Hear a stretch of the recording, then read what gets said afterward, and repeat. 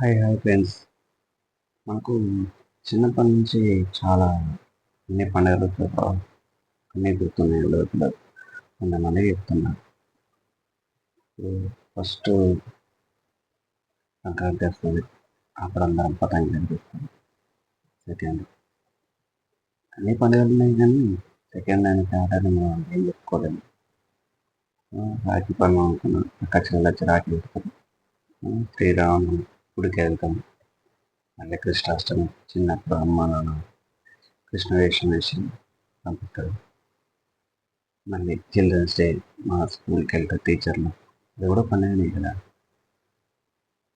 అలా అన్ని పండుగలు దసరా వస్తాయి. దసరా జన్మ పెద్దవాళ్ళకి జన్మ పెట్టి కాలం దీవాలు వేసుకుంటాం. దీపావళి బాంబులు పెడతాం. ఎన్ని పండుగలు అన్నీ ఇప్పుడు ఇంత పెద్ద పెరిగినాం.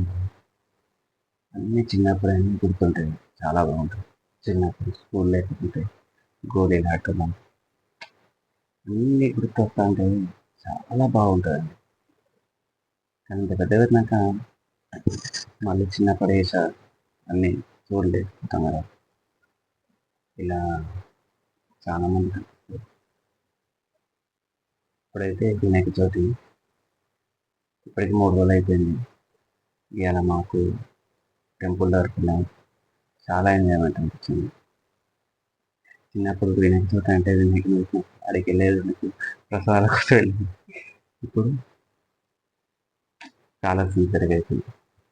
చూడండి, ఇవాళ వినాయక చవితి కాడికి అసలు భక్తి కోసం పోయినామా ప్రసాదం కోసం పోయినామా మాకే అనిపిస్తుంది. అన్ని ప్రసాదాలు పెట్టాయి. రోజు రోజు మీకు నా లైన్ ఇస్తా, చూడండి.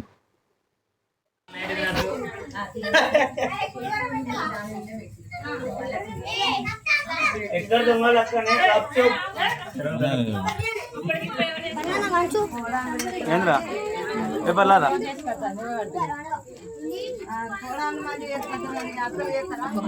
పెట్టరా పెట్టారా ఓకే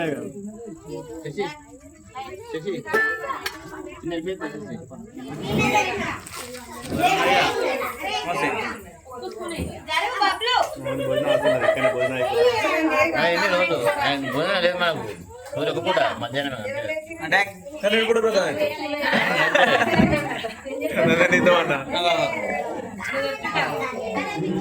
కావున భక్తులు ఎవరైనా గరిక పూజలో పాల్గొనాలనుకుంటే రేపు ఉదయం గరికమాలను తీసుకొని వచ్చి పూజలో పాల్గొనవలసిందిగా కోరుతున్నాము.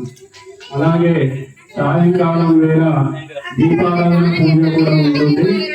కావున మా కమిటీ తరఫున కొన్ని దీపాలను మేము సమర్పించుకుంటాం.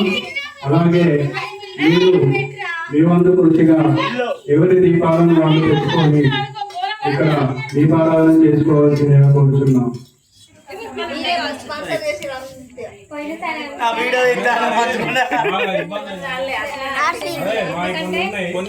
మీదికెళ్ళి మీరు వేసుకుంటారు. మీ లైన్ ఉంది, ఇద్దరు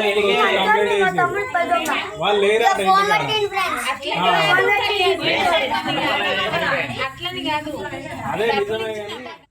ఈ వీడియో కనుక నచ్చేదంటే షేర్ చేయండి, కామెంట్ చేయండి, లైక్ చేయండి ప్లీజ్.